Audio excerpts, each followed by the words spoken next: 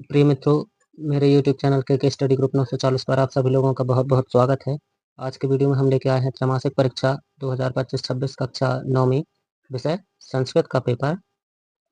तो आप लोग इस पेपर के क्वेश्चनों को देख लीजिए और इसके प्रत्येक प्रश्न का आंसर याद कर लीजिए, क्योंकि आपका जो पेपर होगा उस पेपर में 100% यही क्वेश्चन पूछे जाएंगे। तो आप लोग जल्दी जल्दी से वीडियो को लाइक, कमेंट और शेयर कर दीजिए, साथ ही चैनल को सब्सक्राइब कर लीजिए। तो देखते हैं पेपर। तो विषय संस्कृत का है। समय जो रहेगा वह 3 घंटे का रहेगा और पूर्णांक जो है वह 75 अंक का रहेगा। निर्देश देखें तो इसमें सर्वे प्रश्न अनिवार्य सन्ति, तो सभी प्रश्न करना अनिवार्य है। दूसरा, प्रश्न नाम सम्मुखे अंक प्रदत्ता, तो प्रश्न के सम्मुख अंक दिए हुए हैं। तो प्रश्न पहला है उचित विकल्पम चित्वा लिखत। तो इसमें पहला गंगोदकम इत्यस्मिन् पदे संधि अस्ति। तो जो गंगोदकम है इसमें इस पद में कौन सी संधि है? दीर्घ, वृद्धि, गुण, आयादि। तो इसका जो राइट आंसर होगा बच्चों वह होगा वृद्धि संधि। दूसरा है नैनम इतस्य संधि विच्छेद अस्ति। तो नैनम का संधि विच्छेद है नय धन अनम, ने धन अनम, ने नम धन अनम, ना धन अनम। तो इसका जो राइट आंसर होगा बच्चों वह होगा ने धन अनम। तीसरा है वाग्धन ईसा इत्यस्मिन् पदे संधि अस्ति। तो वाग्धन ईसा जो पद है इसमें संधि है बगीचा, बगीचा, बगीचा और बगीचा। तो इसका जो राइट आंसर होगा बच्चों वह होगा सी।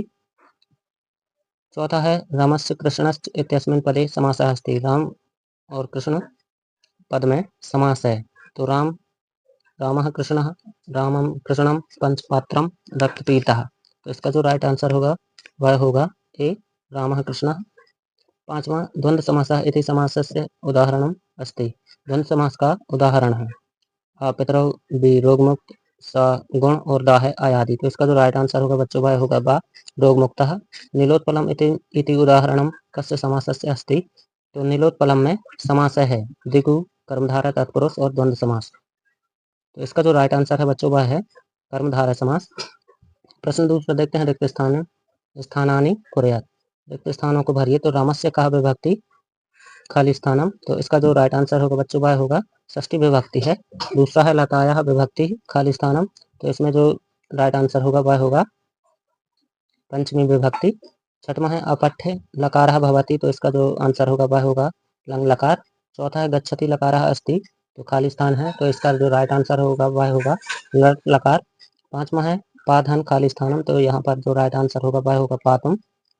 छठवां है दृश्य धन खाली स्थानम। तो द्रष्टुम इसका राइट आंसर हो जाएगा।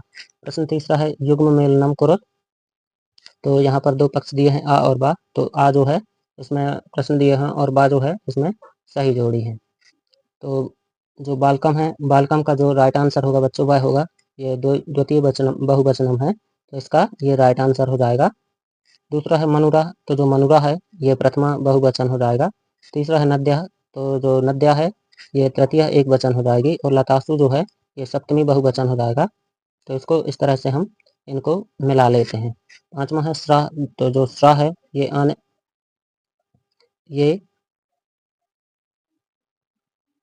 अव्यय पद है। तो ये इसका राइट आंसर हो जाएगा। और छठवां है अद्या। तो जो अद्या है ये आने वाला कल। तो ये छठवें का राइट आंसर हो जाएगा। प्रश्न चौथा है एक पदेन उत्तरम लिखा। तो एक वचन में या एक वाक्य में उत्तर लिखना है। तो गच्छति इति पदे का धातु। तो गच्छति पद में कौन सी धातु है? तो इसमें जो धातु है वह है गम। दूसरा है पठिष्यति। तो इति पदे पुरुषः अस्ति। तो गच्छति में गम धातु और पठिष्यति इति पदे पुरुषः अस्ति। तो इसमें प्रथम पुरुष हो जाएगा इसका राइट आंसर। तीसरा है पिबामी। तो जो पिबामी है इत्यस्मिन् पदे वचनम अस्ति। तो इसका जो राइट आंसर है वह होगा एक वचन। चौथा है अनुच्छेदः इत्यस्मिन् पदे उपसर्गः अस्ति। तो अनुच्छेद जो पद है उसमें उपसर्ग है अनु। तो ये इसका राइट आंसर हो जाएगा। पांचवा है प्राचार्य इति पदे काः उपसर्गः। तो प्राचार्य पद में उपसर्ग है। तो इसमें उपसर्ग जो है वह प्रा है। छठवां है लभते इत्यस्मिन् पदे वचनम अस्ति। तो लभते में पद में वचन है। तो ये एक वचन इसका राइट आंसर हो जाएगा। प्रश्न पांचवा शुद्ध वाक्य नाम समक्षम आम अशुद्ध वाक्य नाम समक्षम ना इति लिखा। तो जो शुद्ध वाक्य हैं उनके सामने हमको आम लिखना है और जो अशुद्ध वाक्य हैं उनके समक्ष हमको ना लिखना है। तो अहम दीर्घ कथाम पठामि अत्र विशेष पदम कथाम अस्ति। तो ये शुद्ध वाक्य है तो इसके सामने हम आम लिख देंगे। दूसरा है खिन्नः बालः अत्र विशेषण पद बालः अस्ति। तो ये असत्य है तो इसके सम्मुख हम ना लिखेंगे। रसालः इतस्य पर्याय पदम कदली भवति। तो ये असत्य है तो इसके सम्मुख हम ना लिख देंगे। शीघ्रम इतस्य विलोम पदम अतिशीघ्रम भवति। तो ये भी असत्य है तो इसके सम्मुख हम ना लिख देंगे। पांचवा है इतस्य इंदः इतस्य पर्याय पदम शुक्रः भवति। तो ये सही है तो सत्य है तो इसके सम्मुख हम आम लिख देंगे। अद्यः इतस्य विलोम पदम ऊपरी भवति। तो अद्य का विलोम पद जो है ऊपरी है तो ये असत्य है तो ये इसके सम्मुख हम ना लिख देंगे। प्रश्न छठवां है कवि का संबोधयति। तो जो कवि है वह वाणिम संबोधयति अथवा निर्धनायाः बुद्धायाः दुहति कीदृशी असि। तो इसमें जो इसका राइट आंसर होगा वह होगा विनम्र मनोहरा च। प्रश्न सातवां है माता काम आदिशत। तो इसका जो राइट आंसर हो जाएगा बच्चों माता पुत्रिम आदिशत अथवा है पुत्र दरिद्रता न भवेत। तो पुत्र के स्थान पर हम उद्योग लिख देंगे तो उद्योग दरिद्रता न भवेत। प्रश्न आठवां है बालकस्य मित्राणि किमर्था त्वर्माणा अभवन्। तो खेलतुम त्वर्माणाम अभवन् ये इसका राइट आंसर हो जाएगा। अथवा है काला कस्य रसम पिबति। तो इसका जो राइट आंसर होगा बच्चों अकृतज्ञस्य रसम पिबति। प्रश्न नौवां बालः कदा क्रीडितुम् अगच्छत् अथवा पर्यावरणे विकृति जाते किं भवति। प्रश्न दसवां है बालिका की दृष्ट्वा आश्चर्यचकिता जाता अथवा है जंतव्य कैन तुष्यन्ति। प्रश्न 11वां है रेखांकितानि पदानि अध्यक्ष प्रश्न निर्माणम कुरुत कोई अपि द्वय। तो दो प्रश्नों का हमको निर्माण करना है। तो स्वर्ण काम निवारयन्ति बालिका प्रार्थयात्।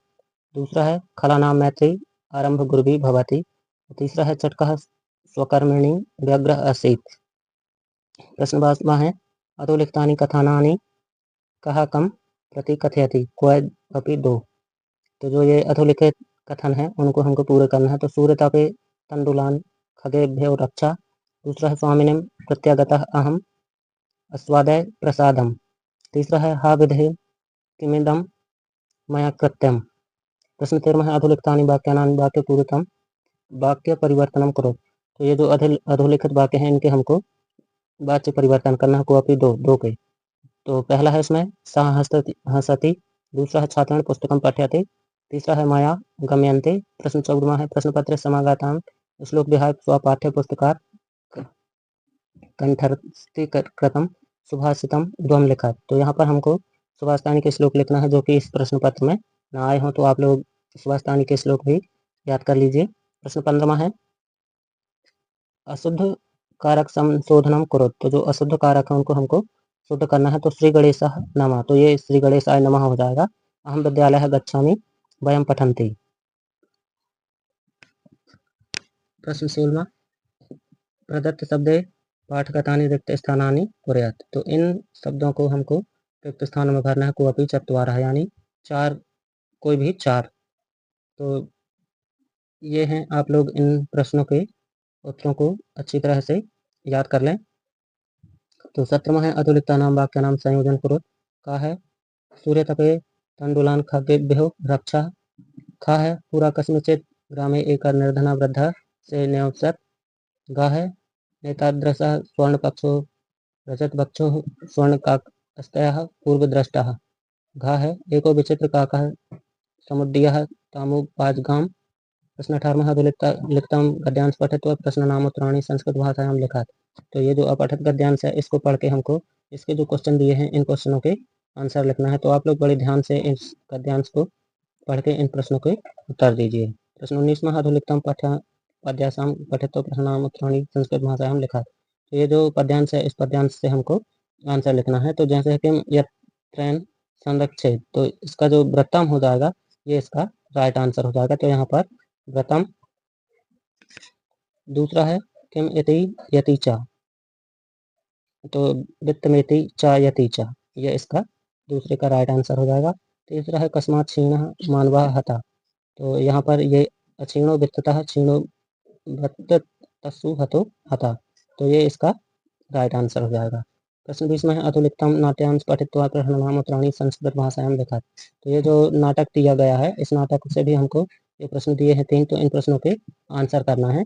तो आप लोग बड़े ध्यानपूर्वक इन प्रश्नों के गद्यांश और पद्यांश जो हैं, इन सबको अच्छे बड़े ध्यानपूर्वक से पढ़ के हमको आंसर करना है। प्रश्न 21वां है अधुलिखितम अपठित गद्यांश पठित्वा प्रश्नानाम उत्तराणि संस्कृत भाषायां लिखत।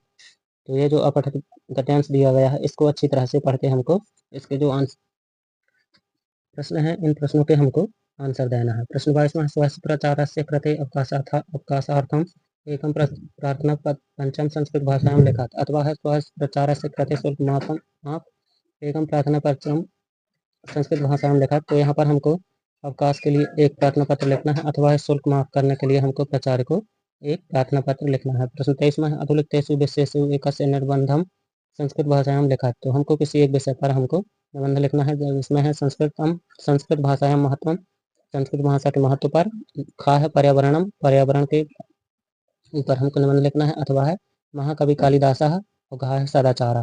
तो ये 4 विषय दिए हैं हमें, इन चारों विषय में से किसी एक पर हमको संस्कृत भाषा में निबंध लिखना है। तो आप लोग अच्छी तरह से निबंध को याद कर लीजिए।